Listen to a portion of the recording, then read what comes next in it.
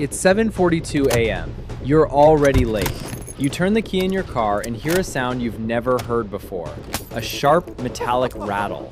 Then the check engine light flashes on. You know what it means. Probably $300, maybe $400. You check your bank app at the stoplight, $86.17. So you make a decision, not to fix it, to hope. 2 months later, that decision costs you $2,700. Tow truck, missed work, bigger damage. That's not irresponsibility. That's the cost of not having a margin. My name is Walter. Today we're breaking down something most finance channels ignore. Why being broke is expensive, structurally, psychologically, and mathematically. Stay with me because by the end of this video, you're going to see your bank account differently. Section 1. The invisible penalty loop. Let me introduce you to two versions of the same person. Same age, same job, same city. One has $1,500 in savings. The other has $40. Both get a $500 car repair bill. Person A pays it immediately. Back to normal life. Person B delays, uses a credit card, pays interest, misses a shift waiting for repairs. 6 months later, person A forgot it happened. Person B is still paying for it. That's the penalty loop. When you don't have liquidity, small problems become compounding events. Section 2. A day in two financial lives. Let's zoom out. Saturday morning. Groceries. Household A walks into a warehouse store, spends $300 up front, lower per unit cost, food stocked for weeks. Household B has $60 until payday, buys smaller quantities, higher per unit cost, returns next week, pays more again, same food, different pricing. Access to capital changes the cost structure. Now multiply that across years. Section 3. The bank fee moment.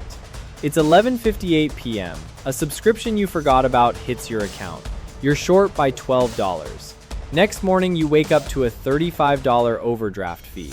You feel frustrated, maybe embarrassed, maybe angry. But here's what matters.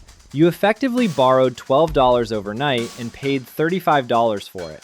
That's not a character flaw, that's a liquidity tax. And the people with the lowest balances pay it most often. Section 4. The car cascade story. Meet Jason. He needs a car to keep his job. He has no savings and a 580 credit score. He finances a high-mileage vehicle at a steep interest rate. Payment is manageable monthly. 6 months later, the transmission fails. He's still making payments. He needs another car. Now he has two financial pressures layered on top of each other. This isn't rare, this is common. When your margin is thin, every purchase carries amplified risk. Section 5. The time drain. Imagine doing laundry. One household loads machines at home. Total active effort, 10 minutes. Another household travels to a laundromat, waits, folds, travels back. 2 hours gone. That's 2 hours that can't be used for rest, family, or income growth. Financial scarcity steals time, and time is the asset that builds skills and raises income. Section 6. The psychology shift. Now here's where it gets deeper. When you're constantly worried about bills, your brain narrows its focus. You think about Friday, not 5 years. That's not a weakness, it's cognitive load. Short-term stress reduces long-term thinking, which is why impulse decisions happen, which is why high-interest loans feel like relief at the moment. You're not irrational, you're overloaded. Section 7. The turning point story. Now imagine a different moment. You have $1,200 saved. The check engine light comes on. You schedule the repair immediately. No panic, no credit card, no missed work. Same event, different outcome. The difference isn't income, it's buffer. That buffer changes behavior. It changes stress levels. It changes decision quality. It changes trajectory. Section 8. Stopping the bleeding before investing. Most people want to talk about investing early, but if you're paying 22% interest on credit cards, that's the fire. Imagine pouring money into the stock market while a leak drains 22% guaranteed. Before chasing growth, plug the holes. Debt elimination at high interest is a guaranteed return. Reliable tools that prevent repeat replacement are investments. Your first goal isn't maximizing returns, it's eliminating penalties. Section 9. Identifying your biggest leak. Here's where this becomes practical. Ask yourself, where am I paying extra because I lack liquidity? Is it high-interest debt, repeated late fees, constant cheap replacements, insurance premiums because you can't afford a higher deductible? Find the biggest leak, not all of them, the biggest one. Then direct all temporary sacrifice towards sealing that one gap. One strategic win creates breathing room. The breathing room creates clarity. Clarity improves decisions. Momentum builds. Section 10. The compounding effect of stability.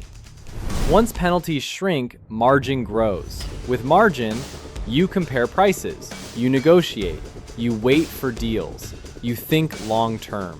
Your cost structure improves automatically. You stop reacting, you start planning, and planning compounds. Let's return to that morning, the check engine light, the $86 balance, the decision to wait. That wasn't laziness, it wasn't stupidity, it was the absence of a buffer. Being broke is expensive because it forces urgency. Urgency creates costly decisions. Costly decisions remove margin. But once you understand the equation, you stop blaming yourself. You start targeting the penalties. Build the first buffer, seal the biggest leak. Shift from survival to strategy. That's how you escape the penalty loop. If this helped you see the system clearly, subscribe. We don't chase hype here, we break down mechanics. Build margin, then build wealth. Walter.